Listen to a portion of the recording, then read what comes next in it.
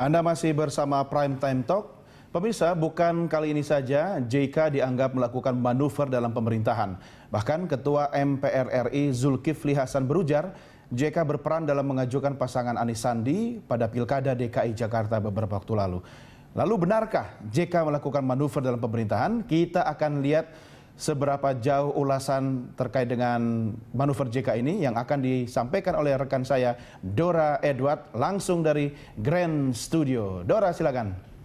Baik, terima kasih Doni de Keizer. Pemirsa, bukan kali ini saja JK dianggap melakukan manuver dalam roda pemerintahan. Berikut ini ada beberapa sikap dan juga pandangan antara Jokowi dan JK yang mungkin dianggap sebagai manuver. Nanti kami juga akan membahas bagaimana perbedaan antara pendapat JK dan juga Susilo Bambang Yudhoyono. Kita lihat ini adalah perbedaan sikap dan juga pandangan antara Joko Widodo dan juga Yusuf Kala di pemerintahannya kali ini. Di mana dalam satu waktu JK pernah menegur Menpora terkait dengan pembekuan PSSI. Namun Jokowi pada saat itu meresponnya dengan memberi dukungan justru kepada Menpora hingga pembukaan PSSI ini berjalan selama 1 tahun.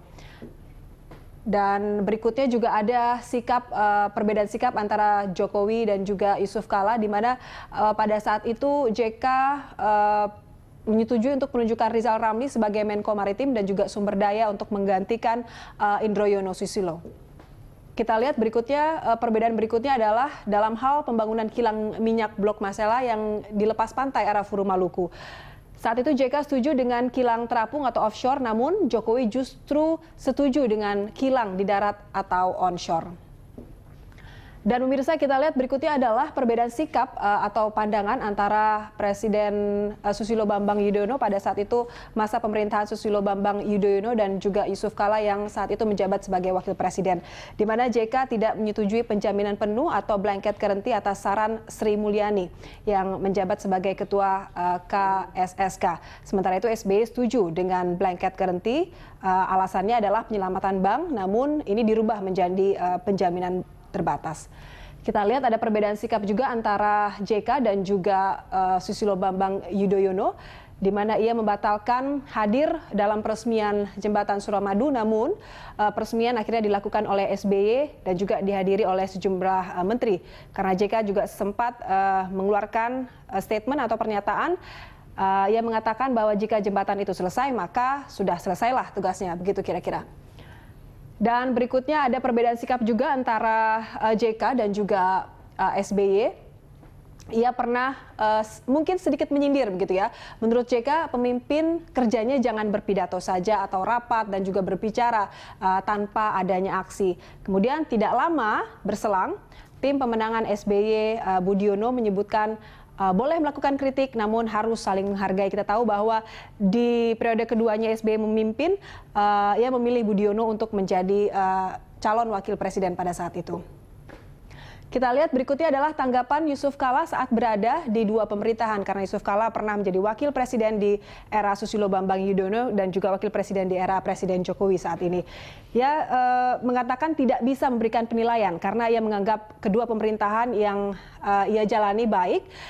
Dan masing-masing pemerintahan tentu memiliki style atau gaya masing-masing, namun ada kelebihan mungkin di antara pemerintahan SBY dan juga pemerintahan Jokowi saat ini.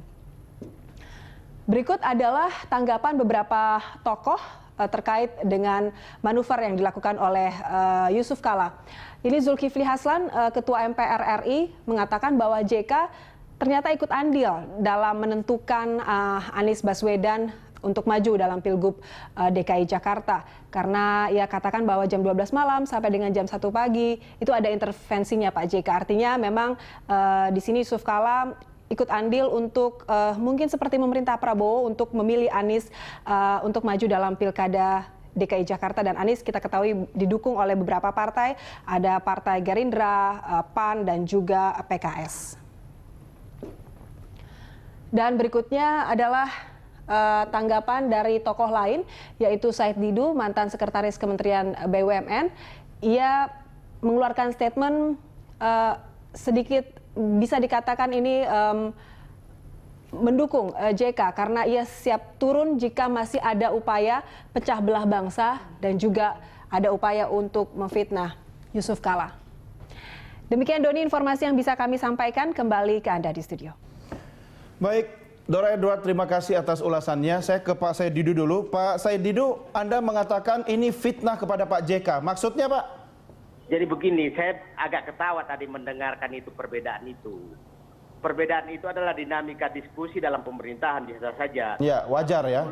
Wajar saja, tapi kalau diulas menjadi perbedaan, dan saya ketawa aja tadi itu mendengarkan masalah. Saya tahu dinamiknya proses itu.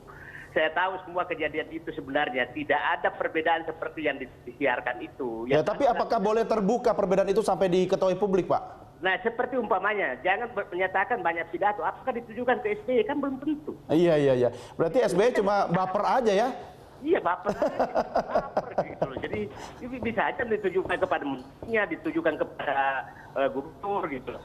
Tapi kalau langsung menyatakan mengambil dirinya, jadi kalau mencari perbedaan itu begini.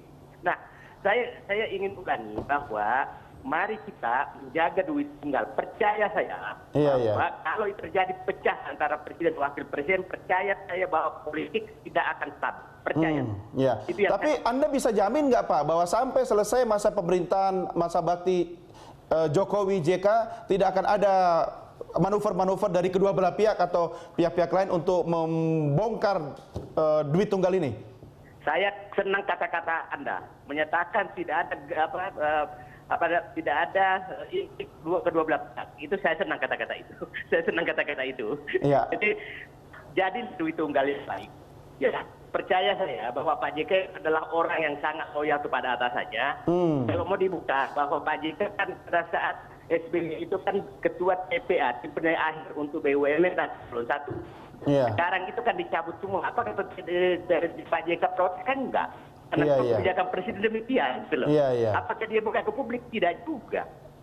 Nah, berbagai hal yang ini tidak juga karena memang komitmen dia adalah loyal kepada presidennya. Betul. Nah, tapi yang sekarang, yang saya ulangi lagi bahwa kenapa saya menyatakan pernyataan kemarin? Karena tahu persis bahwa setelah pilkada DKI, itu segala isu ditujukan kepada Pak JK dengan berbagai macam isu. Bahkan ada fitnah. Jadi ini serangan ke JK nih? Serangan ke JK, dan menyerang JK itu sama dengan menyerang presiden. Oh iya. Gitu loh. Jadi jangan menyerang JK, itu menyerang presiden. Jadi anggap dihitung, jangan orang-orang sekitar kekuasaan menyerang wakilnya. Gitu loh. Nah, saya senang sekali kata-kata Bapak tadi, Anda tadi menyatakan kedua belah pihak gitu loh. Kedua belah pihak menahan diri. Nah, saya yakin betul kepribadian Pak JK itu sangat, saya tahu banyak sekali perbedaan sebenarnya, tapi Pak JK menyatakan iya itulah kewenangan presiden. Gitu loh. Jangan, tidak ada sama sekali manuver yang dilakukan. Tapi yang digoreng terus seperti tadi, digoreng kalau ada perbedaan. Pak. Emangnya Pak Said siapa yang paling senang kalau misalnya Pak Jokowi sama Pak JK ini kemudian berantem dan bubar di tengah jalan? Inilah, tidak ada yang senang, tapi ada orang yang merasa. Pengusaha mungkin? Bisa saja, gitu. Jadi saya begini, negara ini terlalu besar, terlalu rumit, dan jangan dimain-mainkan. Jangan dimain-mainkan. Sekali lagi, jangan ada pihak memainkan. Saya mau monitor terus. Siapa memainkan ini? Saya monitor. Itu banyak. Saya tahu orangnya semua. Tapi orang ini saya tahu persis. Karyanya terhadap negara ini. Dia belum pernah mengalami di situasi permasalahan bangsa yang sangat rumit. Saya akan menggampangkan semua. Jadi saya mengingatkan saja lewat forum yang mulia ini. Berhenti memecah belah. Duit tunggal presiden wakil presiden. Sangat bahaya bagi negara ini. Iya. Pak Said, saya tahu betul Pak JK kok. Saya itu tetangga di Makassar sama Pak JK. Dan Pak JK ini kan gayanya ibaratnya kan lincah sekali kalau bekerja. Cuma saya tidak tahu bahasa komunikasi politiknya ke masyarakat dengan ke presiden, apakah harus ada penyesuaian sehingga sama-sama enak. Atau bagaimana Anda membaca Pak Jokowi sebenarnya fine-fine saja dengan gaya Pak JK? Saya sih melihat fine-fine saja. Kan Pak JK juga mungkin 99% idenya dia tahan kok. Cara betul. Nggak apa-apa begitu ya? Oke. Kesepakatan gitu loh, bahwa dia harus cepat gitu loh. Nah, Pak Jokowi juga saya tahu ada kesepakatan, saya yakin ada kesepakatan, makanya Pak JK kan banyak diam. Banyak diam loh. Kapan sih Pak JK? Tadi ketawa saya bahwa peresmian Suramadu seakan-akan perbedaan. Mana pernah ada namanya peresmian presiden wakil presiden hadir? Iya. Gak ada. Jadi tolonglah, jangan bikin karangan bebas. Saya setuju. Oh, kalau itu mungkin TV-TV tetangga Pak yang suka begitu. Nah, ya kan tadi TV Anda juga menyatakan. Tidak lah Pak. Makanya kita klarifikasi kan, kita mengedukasi. Pak Saidido tetap bersama saya sebelum break, Mas Handoko. Apa yang bisa Anda tanggapi dari pernyataan Pak Said tadi? Ya, jadi yang perlu saya garis bawahi adalah bahwa sekarang ini kita lagi menghadapi semua lini ini dibenturkan. Ya. Ada upaya untuk membuat keterpecahan. Jadi upaya ini dari luar sebenarnya? Artinya siapapun itu, apabila terjadi misalkan isu keretakan presiden dengan wakil presiden, apakah menguntungkan Wapres? Pasti tidak. Enggak. Atau apakah menguntungkan presiden? Pasti Apalagi, tidak. iya. Apalagi. Jadi saya percaya bahwa baik dari presiden maupun Wapres sama-sama punya concern yang sama. Udah kita sisa sampai tadi bilang sisa 2 tahun.